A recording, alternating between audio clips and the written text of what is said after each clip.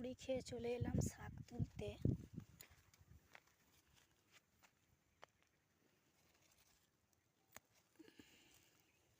আমাদের জমিতেই হয়েছে শাক, বিন বাড়িতে।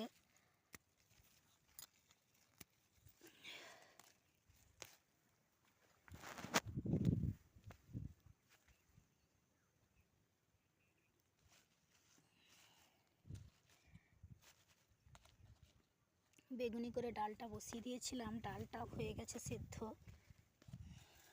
ডাল নামিয়ে এলাম জমিতে শাক তুলতে। এবারে রান্নার জোগাড়, আনাজপত্র কাটাকাটি করতে হবে। শাকটা তুলে নিয়ে গিয়েই আনাজ কাটতে শুরু করব। সবজি কাটা হয়ে গেছে। এই যে জমি থেকে শাক তুলে নিয়ে এসেছিলাম, কাটা হয়ে গেছে। এবার সবজিগুলো আমি ধুয়ে নিচ্ছি।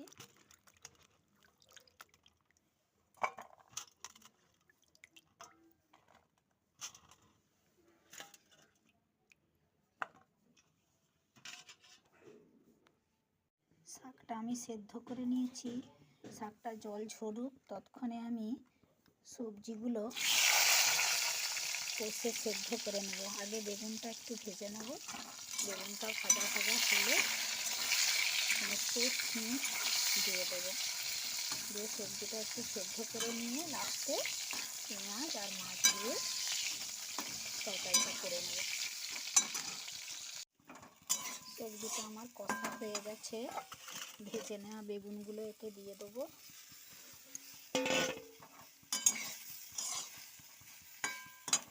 নেড়ে ছেড়ে এটা জল ঢেলে দেবো। তরকারিটা সেদ্ধ হয়ে গেছে, নামিয়ে নিয়েছি। কড়াই দিয়ে দিয়েছি তেল, দিয়ে দেবো কালো জিরে, শুকনো লঙ্কা, তেজপাতা।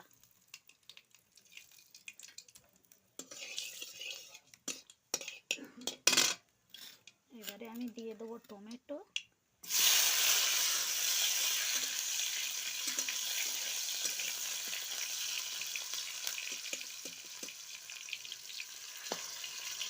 কালো জিরে তেলের উপরে দিলেই এত সুন্দর একটা সেন্ট ওঠে।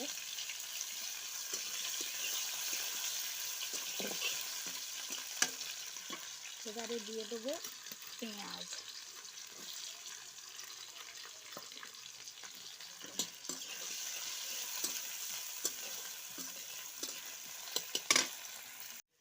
পেঁয়াজ আর টমেটো ভাজা হয়ে গেছে। এবারে আমি দিয়ে দিচ্ছি মশলা বাটা। এতে আছে সরষে আর জিরে বাটা।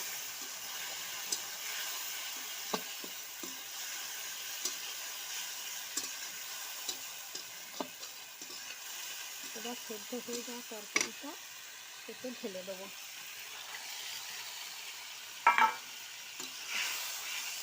আজকে রান্নাটা অন্য দিনের থেকে একটু আলাদা। আজকে আমার রান্নার তালিকায় আলু নেই। সব দিনই তো রান্নার তালিকায় আলু থাকে, তাই ভাবলাম আজকে আলুবিহীনই তরকারি করব। আর এতে দিয়ে দেবো মাছ।